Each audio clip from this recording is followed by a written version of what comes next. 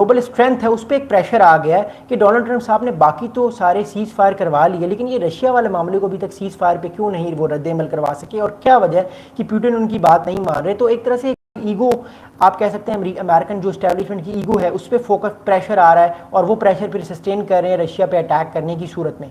अगला important point ये है कि ग्लोबल डिप्लोमेसी जो है वो अर्जिंग कर रही है कि सब जंगों को ख़त्म होना चाहिए, दुनिया में अमन आना चाहिए। लेकिन देखिए, जब भी किसी ग्लोबल पावर का, सुपर पावर का ग्लोबल ऑर्डर चैलेंज होता है, जंगें शुरू हो जाती हैं। ये हमें नज़र आया 25-26 फरवरी 2022 से, जब से ये जंगें सब स्टार्ट हो रही हैं। पिछले 4-5 साल में बहुत सारे कॉन्फ्लिक्ट हमें नज़र आए हैं। जो कॉन्फ्लिक्ट हमें पिछले 10 साल में नज़र नहीं आए, वो हमें पिछले 5 साल में नज़र आए हैं। इट शोज़ के आने वाले वक्त में जंगें बढ़ रही हैं और बढ़ेंगी, और ममालिक कोशिश करेंगे कि वो उन जंगों को जल्द से जल्द जो है वो किसी तरह जो है वो बढ़ाएं, क्योंकि ये ग्लोबल ऑर्डर अमेरिका का चैलेंज हो रहा है। अब जो इम्पैक्ट पड़ेगा ये सारी इन सब चीज़ों का, क्योंकि लब्बे लुबाब जो है ये ऑयल प्राइसेस पे इम्पैक्ट पड़ेगा। आप जैसे और मुझ जैसे आम जो इंसान है उन पर पेट्रोल प्राइसेस का बड़ा जो है वो बम फटेगा, और सब लोगों को मामलात उनके ख़राब होंगे। तो मैं आप लोगों से उसी बात की तरफ अब मूव फॉरवर्ड करूँगा। देखिए, पहला इंपॉर्टेंट इशू ये है कि यूएस की जो डोमेस्टिक ऑयल प्रोडक्शन है वो तो इंक्रीज़ होगी, उसको कोई मसला नहीं होगा। अरब ममालिक जो हैं उनका जो तेल है, उनका पेट्रोल है, वो महंगा बिकेगा। दूसरी चीज़ ये कि आप कह सकते हैं जो इंडिया जैसे मुल्क हैं, पाकिस्तान जैसे मुल्क हैं, चाइना जैसे मुल्क हैं, यहाँ पे ऑयल प्राइसेस बढ़ेंगी। ऑयल तो, पेट्रोल तो सबके लिए ज़रूरी है।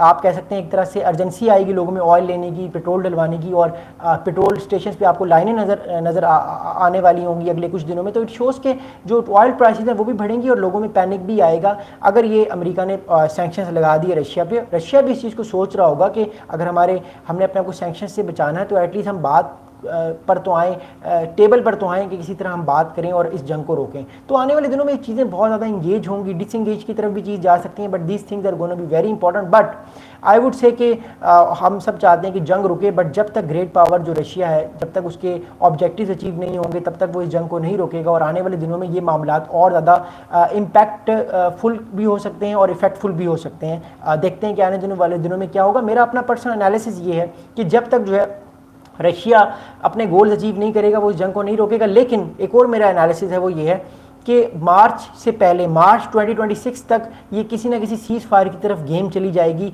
रशिया सितंबर के एंड तक, यानी सर्दियों से कुछ पहले, कोशिश करेगा कि वो ज़्यादा से ज़्यादा यूक्रेन पे अटैक्स करे, और यूक्रेन भी ज़्यादा अटैक्स करेगा। लेकिन विंटर में आप देखेंगे कि पूरा बॉर्डर जो है वो खामोश हो जाएगा, और विंटर सितंबर से लेकर फरवरी तक अगले 4-5 महीने निगोसिएशंस होंगी, और देखते हैं उन निगोसिएशंस में क्या होता है। चांसेस यही है कि मार्च या अप्रैल 2026 तक दोनों मुल्कों में सीज फायर हो जाएगा, और दोनों मुल्क जो है वो अमन और सुकून से रहेंगे। अब मैं आप लोगों के सवालात पढ़ता हूँ। First of all thank you so much कि आप लोग मेरी वीडियोस को देख रहे हैं। सुबह की मेरी जो 3 वीडियोस थी, आप लोगों ने उसको बहुत सराहा। मैं आप लोगों का दिल से बहुत शुक्रिया अदा करता हूँ। और ये वीडियो भी बड़ी इंपॉर्टेंट थी, क्योंकि डोनाल्ड ट्रंप साहब की हमें स्ट्रेटजी के बारे में बात करनी थी कि वो क्या सोचते हैं।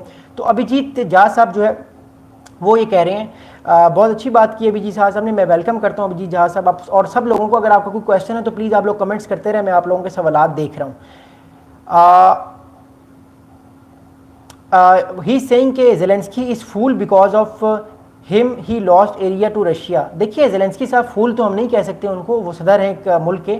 अब रशिया ने हमला करना था, रशिया को जो है वो नेटो का एक मसला था कि नेटो जो है वो यूक्रेन भी नेटो में ना आ जाए, और ज़्यादा नेशनल सिक्योरिटी इशू हो जाए रशिया को। तो रशिया की प्रेस्टीज और सिक्योरिटी को थ्रेट था, तो इसलिए रशिया ने अटैक किया। लेकिन यूक्रेन की भी प्रेस्टीज और यूक्रेन की भी सिक्योरिटी को थ्रेट था, क्योंकि यूक्रेन भी एक तरह से थ्रेट फील कर रहा था रशिया से। इस वजह से रशिया ने जो है वो अटैक किया, और यूक्रेन जो है वो चाह रहा था वो नेटो में। तो ये बेसिकली सिक्योरिटी डायलेमा था, जो सिक्योरिटी डायलेमा मैनेज नहीं हो सका, और इवेंचुअली रशिया ने हमला कर दिया।